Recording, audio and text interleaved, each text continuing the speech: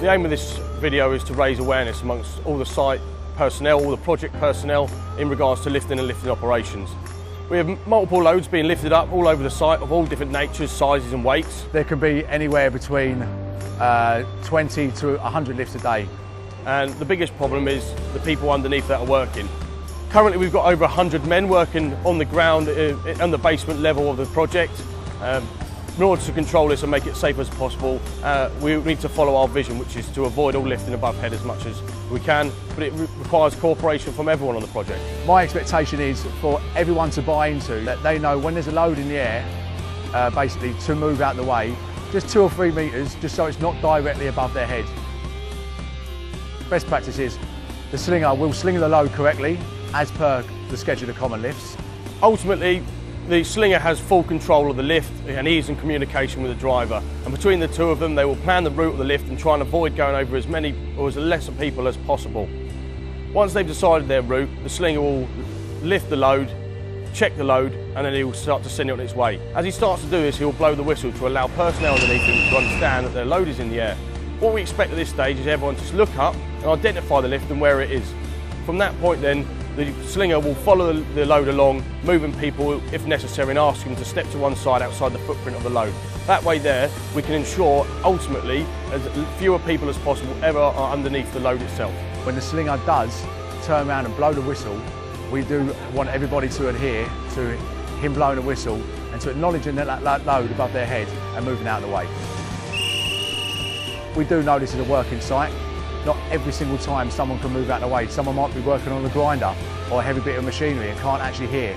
But we will try our very hardest as a lifting team to let everybody know on the ground that load is coming above their head and for them to acknowledge that and to move out of the way. The biggest message for the people on the ground is to look up and to listen to the slinger and his commands. He has control of that load.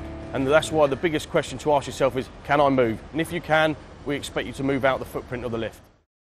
Now, some people under there have to be there. Certain operations require people to be underneath. A concrete skip is a perfect example. The guy, the concrete finisher, has to actually stand directly underneath it to hold the chute. But what we're trying to get the message out is it doesn't need to be more than one person. If there has to be 2 because they have to move the chute to a certain area, there has to be. But it's not bringing the load down and 10 people standing underneath that skip. What we're looking in those situations to minimise the amount of people that are underneath that load as much as possible. Lifting is a very, very, very dangerous operation. It's the biggest operation on the site. And we have 3 tower cranes on this site, so there's going to be lifting all day, every day. And there's going to be a team of men of nearly 400 men on here at one point.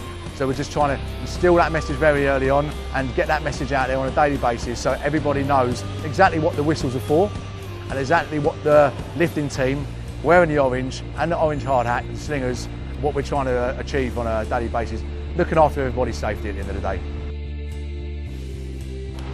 Do look up, identify the load when you hear the whistle. Do, once identified the load, move into a safe area. Do, always listen to the slinger signaller. Do, avoid standing underneath a load. Do respect the final say of the slinger signaller. Don't ignore the slinger and his commands. Please react to what he's saying. Don't stand under any load where it can be avoided. If you can move to a safe area, move to a safe area. Don't get involved in slinging or de-slinging operations unless you are trained and competent. Finally, don't forget to look up when you hear the whistle or hear a command.